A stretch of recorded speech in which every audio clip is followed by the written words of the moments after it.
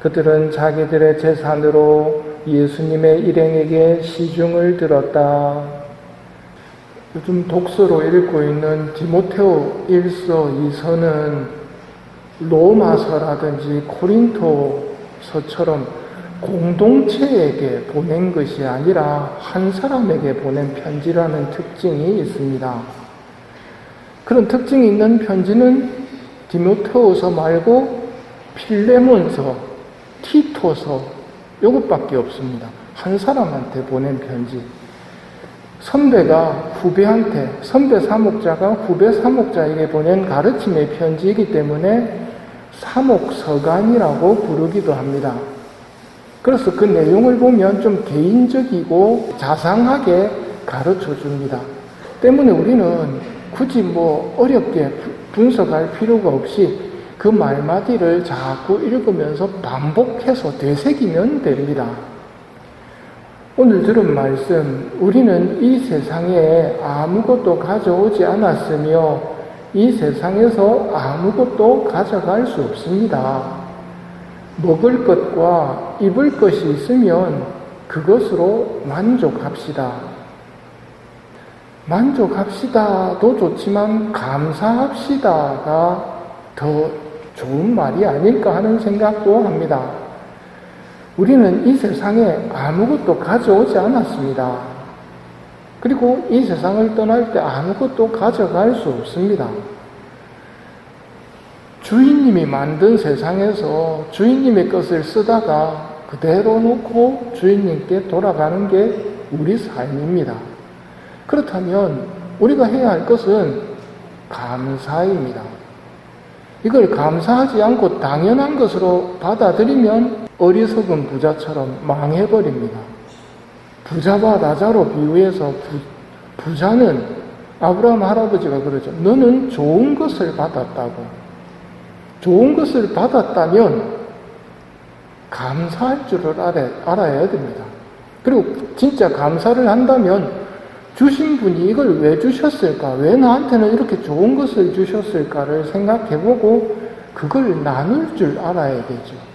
자기 집 앞에 라자로가 비참한 상태에 있는데도 나는 좋은 것, 니는 나쁜 것 이렇게 끝내버리면 TV에서 물이 귀한 지역에서 물 뜨러 가가지고 물 떠오는 걸 봤습니다. 근데 그 물 색깔이 좀 먹을 수 있나 싶은 물을 떠왔습니다.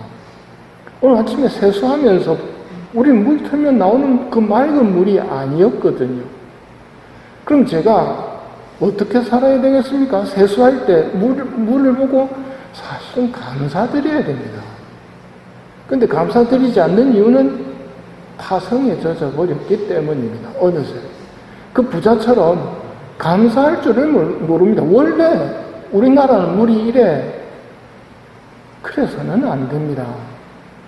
먹을 것과 입을 것이 있으면 감사해야 됩니다. 부자가 되기를 바라는 자들은 사람들을 파멸과 멸망에 빠뜨리는 유혹과 올가미와 어리석고 해로운 갖가지 욕망에 떨어집니다. 부자가 되면 마음이 훨씬 자유로울 것 같지만 안 그렇습니다. 우리하고 똑같습니다. 오히려 더 신경 쓸 게 많을 뿐이지요. 사실 돈을 사랑하는 것이 모든 악의 뿌리입니다. 바오로 사도께서 아들같이 여기는 디모데후에게 하시는 말씀입니다. 돈을 사랑하는 것이 모든 악의 뿌리입니다. 세상의 모든 악들을 보면 다 돈하고 이권하고 연결이 되어 있거든요. 하느님의 사람이여, 그대는 이러한 것들을 피하십시오. 이런 것들을 피하십시오. 먹을 것과 입을 것이 있으면 감사하고 만족하면 됩니다. 돈을 사랑하는 것이 모든 악의 뿌리입니다. 돈이 많으면 이걸 나눠줘야 된단 말입니다. 그거 굉장히 성가신 일입니다. 누구한테 줄까 쓸데없는 고민 속에서 빠지게 되면 하느님을 잊어버리게 됩니다. 그런 힘든 일은 똑똑한 사람들한테 맡기고 나한테는 그저 먹을 것과 입을 것이 있으면 만족할 수 있는 삶을 부탁하시고, 그게 있다면 감사하면서 살아가시기 바랍니다.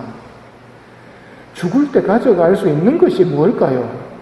죽을 때 가져갈 수 있는 게 참 보물입니다. 하느님 아버지 앞에까지 같이 갈 수 있는 것이 참 보물인데, 그것이 무엇인지를 알고 욕심을 내어서 지금부터 그것을 쌓도록 해야 됩니다. 자기 십자가와 기도, 선행, 덕행 같은 것들은 아버지 앞에까지 가져갈 수 있는 것들입니다. 천국 갈 때 가져갈 수 있는 첫 번째 것이 고통입니다. 예수님께서 누구든지 나를 따르려면 자신을 버리고 제 십자가를 지고 따르라고 하셨죠. 자신을 버리는 고통, 제 십자가를 지는 고통. 왜 이렇게 하셨습니까? 이거는 아버지 앞에까지 갖고 갈 수 있는 것이고, 이 십자가로 인해 큰 상을 받을 수 있기 때문에 아버지께서 허락하시는 십자가를 지고 나를 따르라고 하신 것이거든요. 하느님의 것을 하느님께 돌려드리는 것은 별로 큰 상이 아닙니다. 원래 내 거 아니지 않습니까? 그런데 하느님 것이 아닌 것을 하느님께 돌려드리면 하느님께 큰 상을 받을 수 있습니다. 그게 뭡니까? 고통입니다. 고통은 본래 하느님의 것이 아닙니다. 하느님께는 고통이 없습니다. 근데 고통이 어디서 왔습니까? 인간의 잘못으로 비롯된 고통입니다. 그 고통을 겪으면서 겸손되이 내 죄값으로 받아들이는 사람은 큰 상을 받을 겁니다. 하지만 정반대로 아주 배은망덕한 사람은 인간의 잘못으로 고통이 왔는데 그걸 하느님 탓을 하면서 하느님 욕하는 사람입니다. 그런 사람은 정말 걱정스러운 사람입니다.